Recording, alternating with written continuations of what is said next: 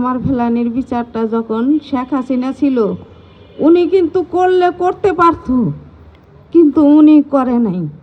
কেন? উনি ভারতের সাথে ওনার বন্ধুত্ব ছিল। আমার ফেলানির বিচারটা যদি করে, তাইলে আর কোনো বাংলাদেশের নাগরিক ওই কাঁটাতারের মধ্যে ঝুলবে না বা গুলি খাবে না। আমি ফেলানির আম্মা, আজকে 15 বছর হয়ে গেল আমার ফেলানিকে কাঁটাতারের মধ্যে ঝুলিয়ে বিএসএফ মারছে। আমি আজও যাবৎ বিচার পাই নাই, কিন্তু আমি এখনো হাল ছাড়ি নাই, আমি বিচার পাব।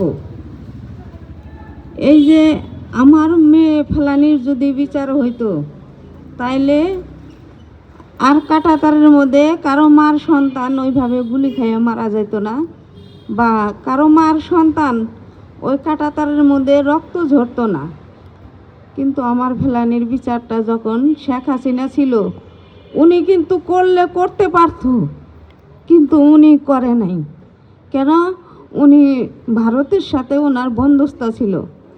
কিন্তু এখন আশা করি যে সরকারি আসুক, উনি যেন আমার ফেলানির বিচারটা যেন করে।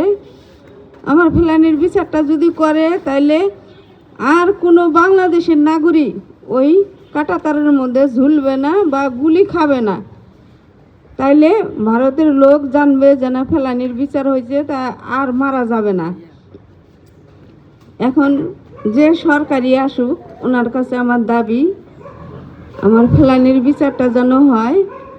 আর এই যে শেখ হাসিনা থাকাকালান্তি আমাদেরকে যে আশ্রয়গুলো দিছিল, তার বাস্তবতা কিছুই করে নাই। এখন আমি অসহায়, আমার সংসার আর্থিক অবস্থা নাই, আমার বাচ্চা কাচ্চা আমি খুব কষ্ট করে পড়াশোনা করাইতেছি। কিন্তু যে সরকারি আসুক, ওই সরকার যেন আমার বাচ্চা কাচ্চার দায়িত্ব নেয়। ওনারা যে পদে যোগ্যতা হিসেবে যাক, ওনারা যেন সহযোগিতা করে, ওনারা যেন আমার পাশে থাকে। এইটাই আমার সরকারের কাছে দাবি।